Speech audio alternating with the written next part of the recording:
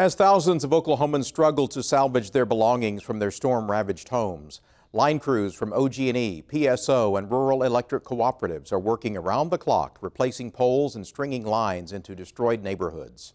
This excerpt from Stateline shows how an army of electric linemen move quickly to restore power to the people.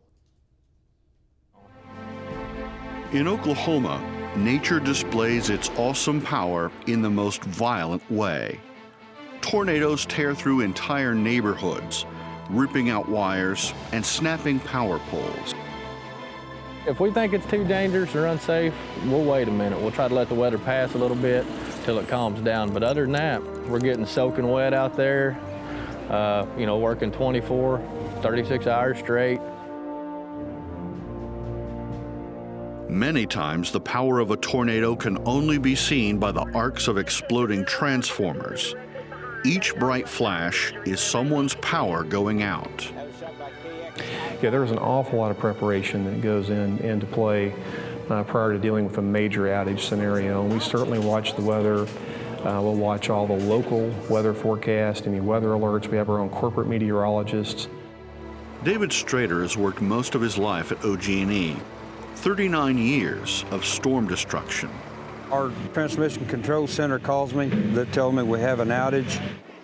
I always assign a job chief, and then we get everybody together. We have a really thorough job briefing, determine who's going to do what and what phases, and then we go to work. You got a starting point, which we get the starting point. We'll just start there and work our way down the line, and pick it up as we go. And it's just like a puzzle, putting it back together.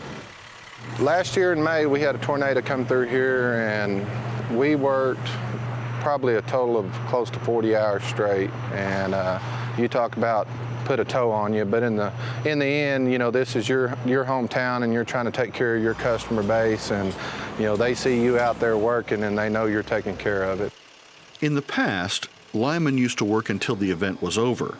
Power companies now have consecutive work hour guidelines, limiting crews to 16-hour shifts.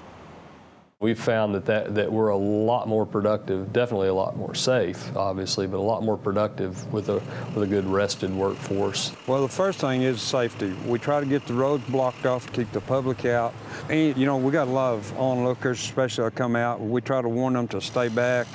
We did have some 4 kV down on the ground hot one evening. Fire department called us, went out there, and sure enough, hot phase laying on the ground, and there's kids riding bikes all over it.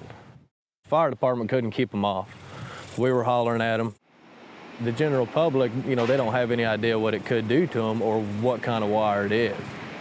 We finally got the scene safe and got everything put back the way it should be. If there's any kind of a wire down or low, if you have any questions about it, you need to call, the utility company, have them come check it out.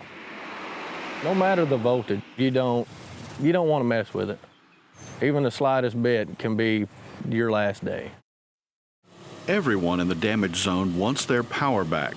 So which lines do they fix first? Well, initially, we're going to go after things that are a threat to public safety. Say, conductor down across a roadway or an interstate, something like that. Critical infrastructure is very high on our list. Water treatment plants, hospitals, those sorts of things are very high on our list. And then beyond that, we're really trying to make sure that the next resource that we assign is restoring the greatest number of customers possible. Major media outlets, that's important. Water treatment centers, nursing homes, and so forth. So we focus on those high priority circuits first, and that's where we get our resources on. We then start moving into where can we get the biggest bang for our buck. Despite the dangers of working with high voltage, extreme heights, debris, and destruction, there's a strong sense of pride and accomplishment among the men and women who restore power to the people.